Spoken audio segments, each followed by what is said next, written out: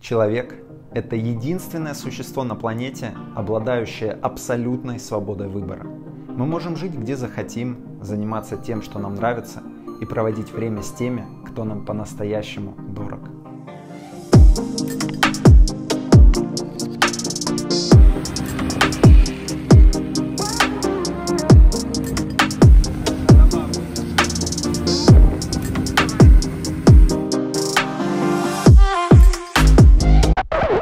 Да, но почему же тогда до сих пор большинство людей продолжают ходить на нелюбимую работу, живут там, где им не нравится, и общаются с людьми, которые их тащат вниз? Есть две ключевых причины, почему так происходит. Причина номер один – это страх, и второе – отсутствие четкого понимания, как действовать шаг за шагом. И в этом видео я расскажу вам, как преодолеть свой страх, и выдам четкую, пошаговую, практическую методологию, как вы можете вывести свою жизнь на новый уровень, работать всего 5 часов в неделю и путешествовать по миру. Погнали! Начнем со страха.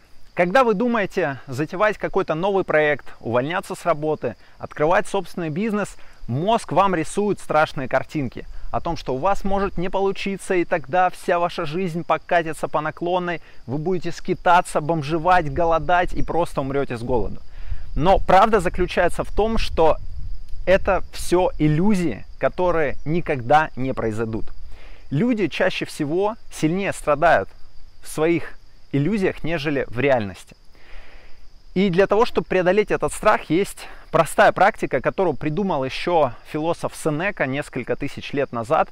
И заключается она в том, чтобы провести неделю в аскезе, аскетичная неделя. Проще говоря, 7 дней постарайтесь довольствоваться скромной пищей, скромным одеянием. Может быть, спать не в суперкомфортной кровати, а, например, на полу. То есть попробовать себя загнать в дискомфорт, для того, чтобы понять, что ничего супер страшного в этом нет.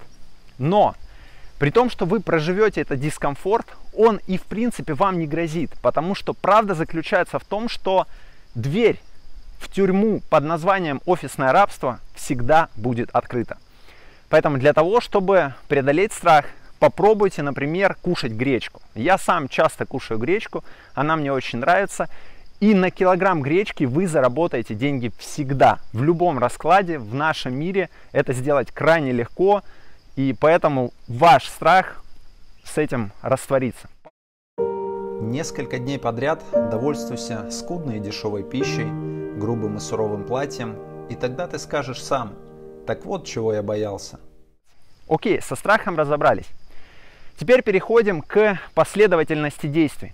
7 шагов, которые нужно сделать для того, чтобы перейти на удаленный формат и работать 5 часов в неделю, совмещать это с путешествиями.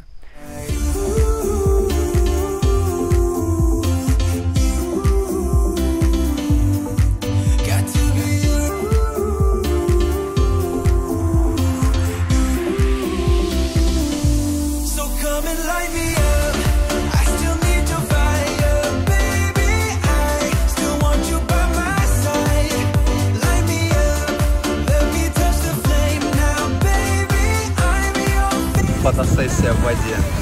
Вот так все выглядит по ту сторону кадра. Шаг первый. Нужно убрать лишнее. Дело в том, что очень привычно быть всегда занятым. И большинство людей постоянно куда-то бегут, мчатся, много делают. Потому что, когда ты занят, тебе не нужно брать ответственность за то, что ты делаешь, и за достижение своих целей. Я занят, все, у меня нет времени, посмотрите, какой я занятой, значит, я красавчик. То есть психика так защищается от того, чтобы отвечать за результат. Нужно перестать быть занятым. Нужно отказаться от мусора, который мы делаем каждый день. И правда заключается в том, что 8 из 10 дел, которые вы делаете каждый день, можно в принципе не делать.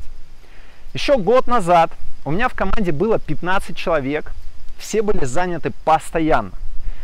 И полгода моя компания работала в минус, то есть я датировал компанию из собственных денег, при этом, повторюсь, все были заняты. Сейчас в компании работает 5 человек, у всех полно свободного времени, но при этом мы зарабатываем, мы развиваемся, у нас все хорошо. Это говорит о том, что количество действий, которые вы совершаете, не всегда коррелирует с тем результатом, который несут эти действия. Поэтому я рекомендую взять следующее правило. Максимум 2 действия в день. Вы можете выполнить только 2 действия в день, не больше. Мне было сложно это внедрить в жизнь, но я это сделал, и я просто наслаждаюсь тем результатом, который сейчас у меня есть. Примерно час времени у меня занимает в день сделать эти 2 ключевых действия. И я деятельности посвящаю 5 дней в неделю. Таким образом, в неделю на деятельность у меня уходит 5 часов. 5 часов в неделю мне абсолютно достаточно для того, чтобы выполнять ключевые действия, которые приводят к результату. Попробуйте. Это очень непросто, но это очень крутая практика.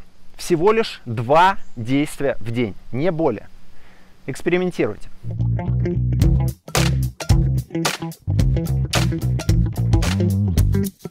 Шаг номер 2. Шаг номер 2 – это поднятие эффективности. То есть для того, чтобы путешествовать, для того, чтобы получать от жизни больше, нужно быть более эффективным. И для этого есть простые механизмы, такие как автоматизация, шаблонизация и делегирование, то, что мы поговорим чуть дальше. Шумный транспорт у меня тут проехал. Итак, как вы можете прямо сейчас повысить эффективность? Посмотрите на действия, в первую очередь, которые вы выполняете регулярно. Регулярные действия. И подумайте, как их можно автоматизировать или шаблонизировать. То есть, например, вы регулярно отправляете клиентам письма. И в каждом письме у вас какой-то призыв к действию. Например, там, если у вас остались вопросы, звоните мне. Или если вам нужна консультация, вот напишите мне. Ну, то есть какой-то призыв к действию. Это логично, что в письме есть призыв к действию. И вы постоянно его пишете вручную. Вы можете сделать просто автоматическую подпись в письмах и уже не будете тратить на это время. Так, по чуть-чуть, автоматизировав ряд определенных действий, вы в целом высвобождаете большое количество времени. Или вы постоянно делаете какие-то типовые задачи, вы делаете какие-то Excel-таблички. Можете сразу сделать шаблоны, и уже вам будет намного проще. Go, go! Меня тут снимают на видео.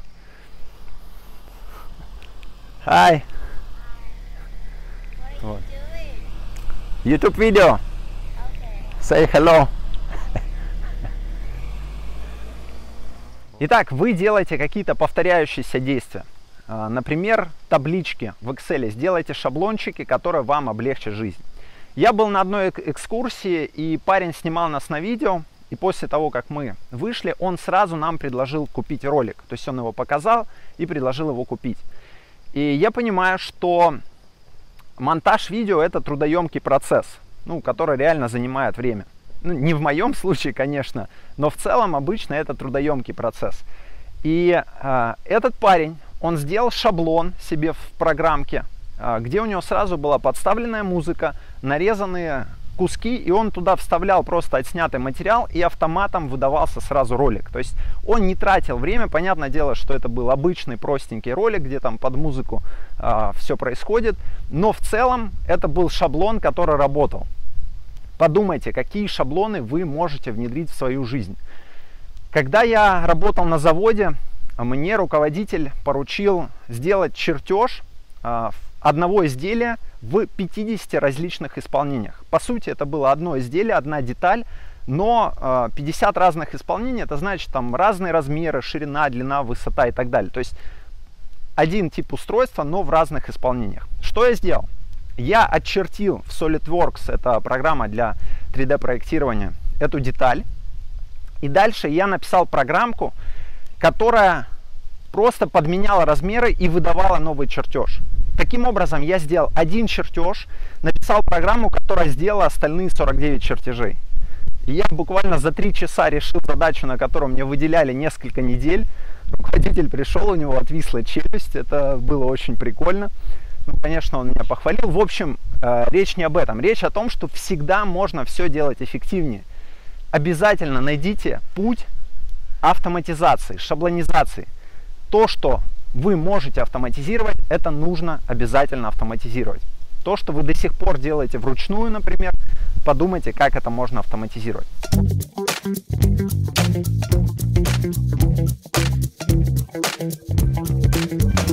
Следующий шаг – это делегирование. Делегирование – это супер мощный инструмент. Дело в том, что у нас у всех людей равное количество времени. И у Билла Гейтса, у Джеффа Безоса, у Марка Цукерберга, у всех богатейших людей мира, у них тоже 24 часа в сутки. Значит, суть не в том, чтобы сделать как можно больше в это время, а сделать как можно эффективнее то, о чем мы уже поговорили. И во вторую очередь использовать ресурс других людей, использовать деятельность других людей. И поэтому обязательно нужно делегировать. Какие процессы нужно делегировать? Во-первых, все рутинные процессы. Во-вторых, все, что стоит дешевле вашего времени. Посчитайте стоимость вашего времени сейчас, просто количество денег, которое вы зарабатываете, поделите на количество эффективных часов деятельности. Например, вы там 20-30 часов в неделю вы работаете, поделите количество денег, которое вы зарабатываете, на количество часов, и вы поймете стоимость своего часа. После этого абсолютный запрет на выполнение действий, которые стоят дешевле, чем ваше время. Просто запрет. Все, там, не знаю, просит друг встретить его в аэропорту. Ну, ладно, друг это еще другое, ну, какой-то там дальний родственник. Отказ, пожалуйста, вот тебе Uber, если хочешь, я тебе его вызову, но я не готов там 2 часа своего времени тратить на то, чтобы подрабатывать таксистом. Это не то, на что я готов инвестировать свое время. Это первый шаг. Запретили. Второй шаг. Используйте геоарбитраж. Что такое геоарбитраж? Например, вам нужен программист. Зарплата программиста в Москве может быть 1250. В Питере она уже будет, скажем, 200 или 150. В Минске она уже может быть 100, там, 150. То есть в зависимости от локации, где находится этот человек, стоимость его времени будет для вас ниже. Точнее, вам не важно его время, стоимость его продукта, его результата работы. И это очень классно, это нужно использовать. Сейчас практически во всех крупных компаниях это очень сильно используется. Все развивающиеся страны работают удаленно на развитые страны. И что касается там IT и тому подобных направлений, это очень распространено. Итак, какие я использую площадки? Я использую такие площадки, как Workzilla, Quark и Freelance Hunt.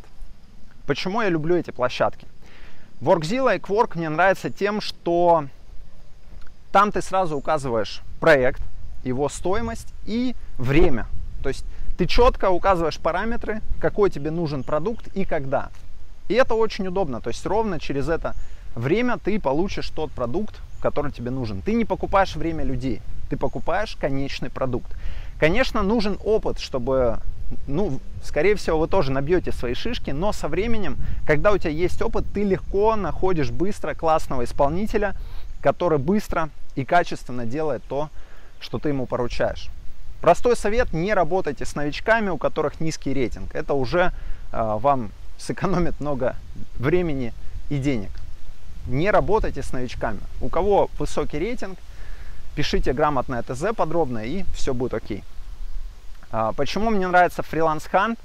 Потому что там очень много фрилансеров из Беларуси, Украины, Молдовы, то есть стран, где стоимость жизни ниже, соответственно, зарплаты ниже. Это тоже можно использовать. В целом в регионах России тоже не супер высокие зарплаты. Но вот фрилансеры из Москвы и Питера, как правило, выставляют ценники выше. Тоже учитывайте этот момент. Итак, решили. Рутинные действия делегируем, используем геоарбитраж. Прекрасно.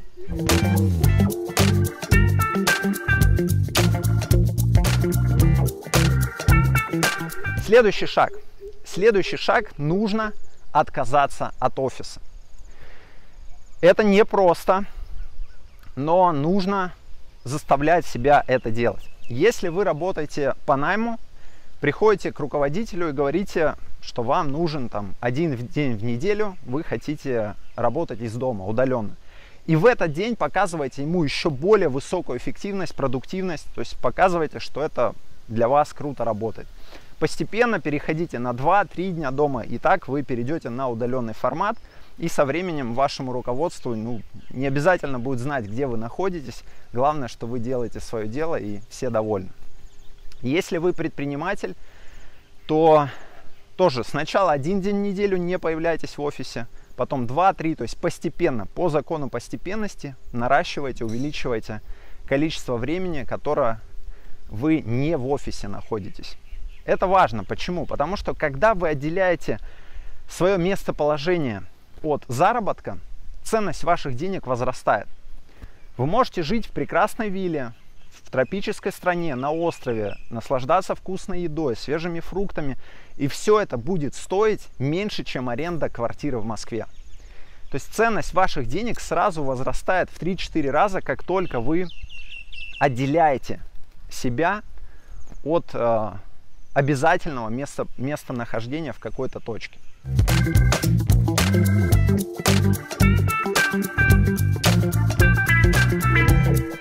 Итак, 4. Отделили себя от офиса. 5. Пункт, который крайне важен, это ответственность. Берите на себя больше ответственности. Если вы работаете в команде, придите к руководителю и скажите: за какой результат я еще могу взять ответственность, чтобы иметь возможность расти и развиваться. Если вы предприниматель, подумайте, что еще вы можете сделать для клиентов, какую еще услугу или какой продукт вы можете им дать, чтобы дать им больше пользы, чтобы они чувствовали еще больше удовлетворения, чтобы вы, в общем, помогли им решить их проблему. Чем больше ответственности, тем больше уровень вашего благосостояния. Так работает всегда. Итак, 5 пункт. Берите больше ответственности.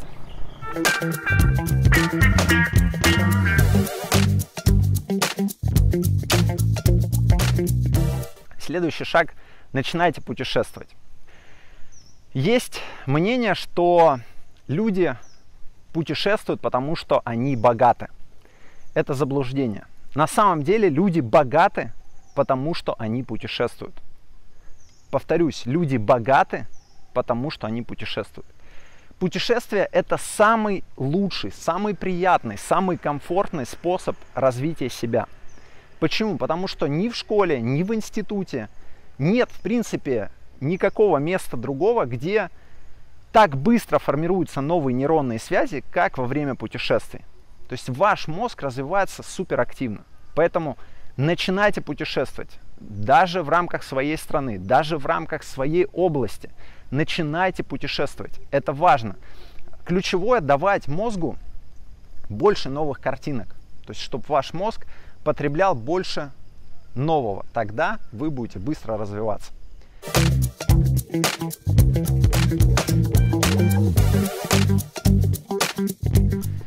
И 7-й, финальный шаг – это призыв: развивайтесь. Развивайтесь.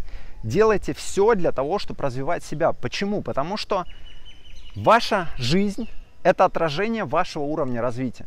То есть все, что вас окружает сейчас, то место, где вы живете, люди, с которыми вы общаетесь – это отражение вашего мышления. И как только вы начинаете активно развивать себя, как следствие, все вокруг вас меняется. Ваша жизнь начинает меняться. Поэтому развивайтесь, читайте книги, общайтесь с мудрыми людьми, смотрите хорошие видео, ставьте лайк, кстати, если это полезно, и подпишитесь на канал. Посещайте тренинги, делайте все, что вас развивает. Это окупается всегда.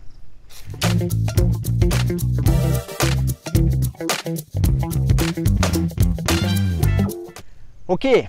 Таких 7 шагов. Главное, не бойтесь, пробуйте. Помните, что вы всегда можете просто попробовать. Вы всегда сможете вернуться в вашу исходную точку. Никто не закроет на замок эту дверь в офисное рабство. Не волнуйтесь, не переживайте. Попробуйте, ищите комфортный формат. Может быть, это удаленная работа, вы хотите стать фрилансером. Может быть, вы хотите открыть какой-то свой стартап. Пробуйте, не бойтесь. Опыт – это самое ценное, что вы обязательно приобретете. На этом у меня все. Я желаю вам успехов. С вами был Олег Карнаух. Пока-пока.